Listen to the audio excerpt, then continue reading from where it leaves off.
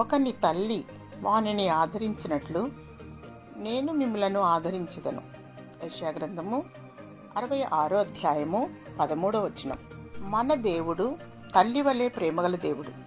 ఆయనకు ఎల్షద్దాయ్ అని పేరు కలదు, అనగా తల్లి వంటి రొమ్ము గలవాడు అని అర్థము.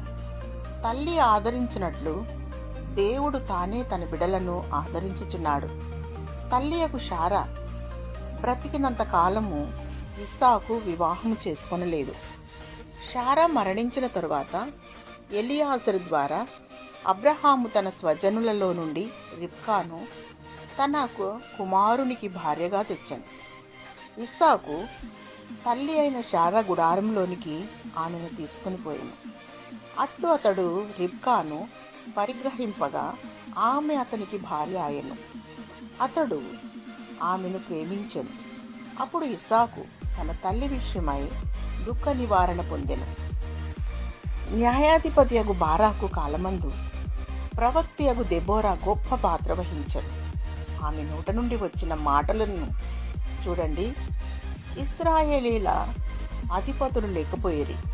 దెబోరా అను నేను రాకమునుపు ఇశ్రాయేలులో నేను తల్లిగా నుండకమునుపు వారు లేకపోయేది. దెబోరా ఒక తల్లి వలె ఉండెను. కుటుంబము అనే వ్యవస్థలో భర్త శిరస్సుగా ఉన్నాడు. భార్య ఫలించు ద్రాక్షవళిగా ఉన్నది. పిల్లలు ఒలీవ మొక్కల వలె ఉన్నారు. కానీ సంతాన భాగ్యం లేనివారు కూడా ఉన్నారు. అయితే దేవుడు అట్టివారిని దర్శించుచున్నాడు.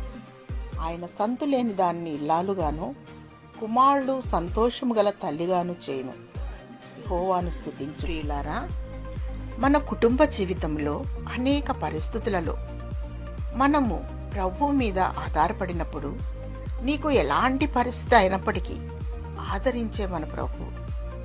ఒకని తల్లి ఆదరించినట్లు ఆయన నిన్ను ఆదరించి దీవించి ఆశీర్వదించునుగాక. ఆమేన్.